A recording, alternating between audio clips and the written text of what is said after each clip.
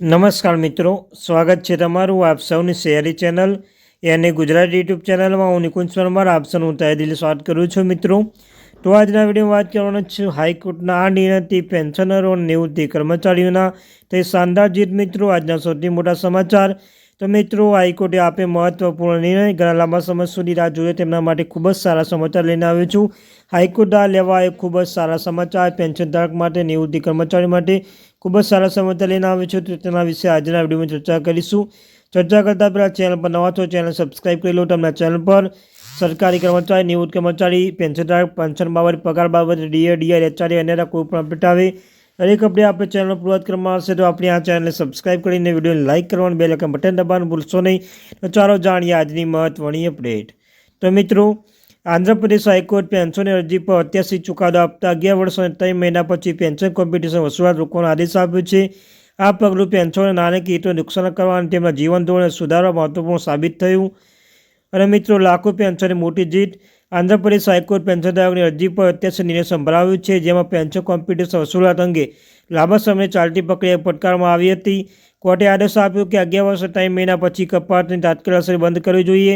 આ નિર્ણયથી પેન્શનની રાહત નાણાકીય સ્થિતિ લાવવા માટે સાબિત થયો.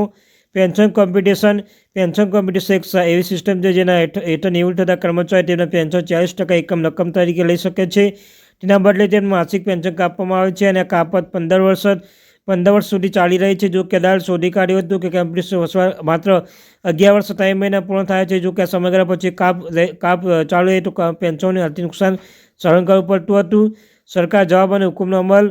હાઈકોર્ટ નિર્દેશ મુજબ આંધ્રપ્રદેશ સરકાર 25 નવેમ્બર 2024 એક મેમોરેન્ડમ બહાર પાડ્યું છે. તે મુજબ જારી કર્યો હતો. તેમાં સ્પષ્ટ સૂચના આપવામાં આવી હતી કે 11 વર્ષ 3 મહિના પૂર્ણ થયા બાદ પેન્શનોની કોમ્પિટિશન કપાત તાત્કાલિક બંધ કરવામાં આવે.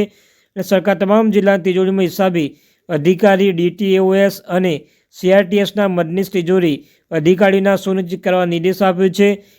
જેમની વસવાટ 31 ઓક્ટોબર 2024 સુધી 31 ઓક્ટોબર 2024 સુધીમાં મિત્રો 31 ડિસેમ્બર 2024 સુધીમાં પૂર્ણ થઈ ગઈ હોય તેવા પેન્શનો અને પેન્શનમાંથી કોઈ કપાત કરવામાં આવે ન. હુકુમના અમલ તેની અસરો. આ આદેશના તાત્કાલિક અસરથી લાગુ કરવામાં આવ્યો હતો. આગામી આદેશ સુધી અમલમાં પરિણામ છે. પેન્શન માસિક પેન્શન વધ્યું, તેમની બિનજોરી કપાતની રાહત મળી. પેન્શનોની નાણાકીય સ્થિતિમાં સુધારી છે, જેને કારણે જીવનશૈલી પર વધુ સારી બનશે. પેન્શન માટે આ નિર્ણય શા માટે મહત્વપૂર્ણ છે? તો મિત્રો, આ નિર્ણયથી પેન્શનધારકોના જીવનમાં સકારાત્મક પરિણામ લાવશે. કોમ્પિટિશન માટે વધારાની વસૂલાત અંત સાથે તેમનું સંપૂર્ણ પેન્શન મેળવી શકશે. વધુમાં તે કોર્ટ દ્વારા ઉપયોગમાં લેવામાં આવતા સમાનતા અને ન્યાયના સિદ્ધાંતને મજબૂત બનાવશે. તો મિત્રો, આ તે માહિતી. Thank you very much.